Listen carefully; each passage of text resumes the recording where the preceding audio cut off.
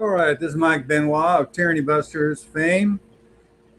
Came from Thomas Jefferson's quote, I've sworn on the altar of God an eternal hostility over every form of tyranny upon the mind of man. Tyranny upon the mind of man is mind control. Mind control is done by lies and deceit and propaganda and you name it. Okay, and sometimes even telling the truth, but telling the truth in such a way that it's exaggerated. Okay, and so it leads to a false conclusion. This one is this Tyranny Busters episode is going to cover Hans-Hermann Hoppe. Now, I'm sure I get a lot of thumbs down on this one, which would be great because I love to get these thumbs down. These people who are in the cult following, guys that are in the cult following of Stefan Molyneux or Larkin Rose or uh, Hans-Hermann Hoppe.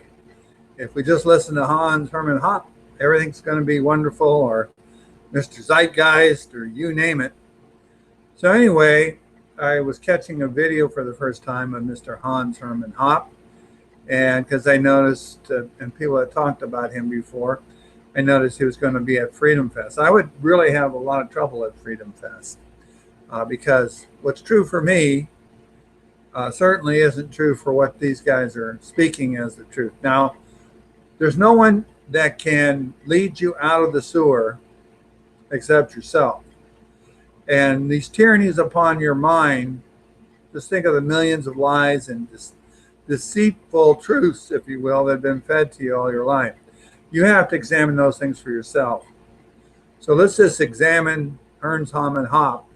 Don't forget, this is realistic libertarianism is the title here.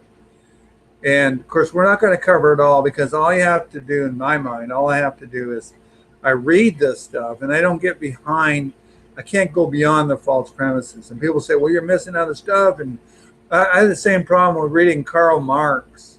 They got these false premises and these ideas that are repulsive to me. I can't go beyond that.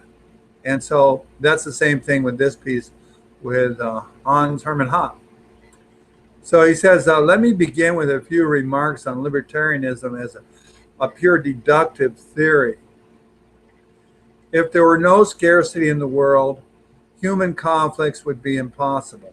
Now, most people would just listen to this and listen to his talk, and he'd go on and on and on, sound very artful, articulate, intelligent, eloquent, and whatever his conclusions were being expressed, people would be easily swayed into, yeah, that's the way it is.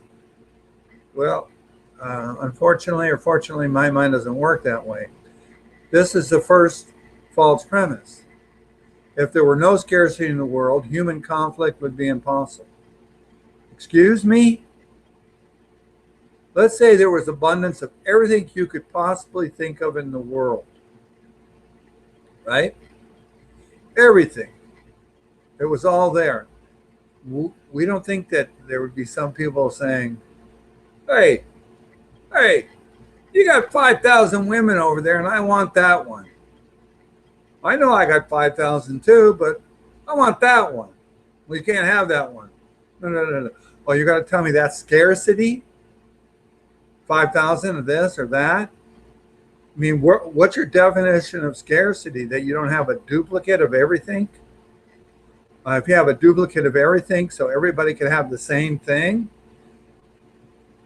False premise number one. So interpersonal conflicts are always and everywhere conflicts concerning scarce things. Wrong. False premise. You could sit there and have a disagreement with somebody just because you see things differently. Someone could say, "Well, that's a tall person," and then no, it isn't. It's a small person, and then there you go. You got a conflict.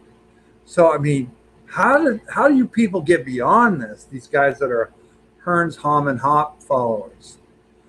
Okay, so then let's see, what does he say next? I want to do X with a given thing, and you want to do Y with the same thing. Well, of course, that's just what I said, but then what does that have to do with, they're not scarce. I want to, you say with X, you say it's tall, I say it's short. It's nothing to do with what we want to do with the thing. It's a conflict. It's a disagreement. People will have a disagreement. People do not see and have identical viewpoints. They're not looking at things from the same point of view, identical. So he goes on, because of such conflicts and because we're able to communicate and argue with each other, we seek out norms of behavior with the purpose of avoiding these conflicts. That's why we seek out norms of behavior with the purpose of avoiding conflicts.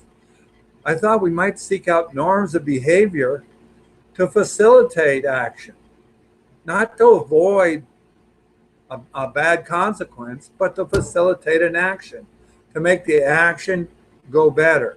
Anyway, I could go on and on with more of this, but these false premises, if you can get beyond these false premises and you're a Hans-Hermann Hoppe fan, what can I say for you except enjoy the tyranny upon your mind, because that's all it is.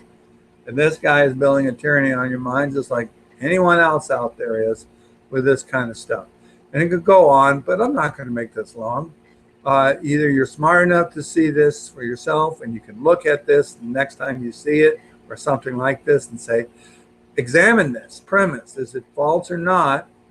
Or it doesn't matter if I went on and on and on. If you're not going to be able to see that, you're going to disagree with me and you're going to think that I'm an idiot and this guy is your guru genius and how dare I say anything negative about him. But that's all I get out of this Hans-Hermann Hoppe. Thank you very much. Tyranny Busters, it's up to you. It's not true for you, then it's not true. Thank you, and we'll see you the next time around. Now I got to get back to the right screen. Mike Benoit, Tyranny Busters, YouTube channel. Michael Benoit 7, email mblibertarian7@earthlink.net. Thank you.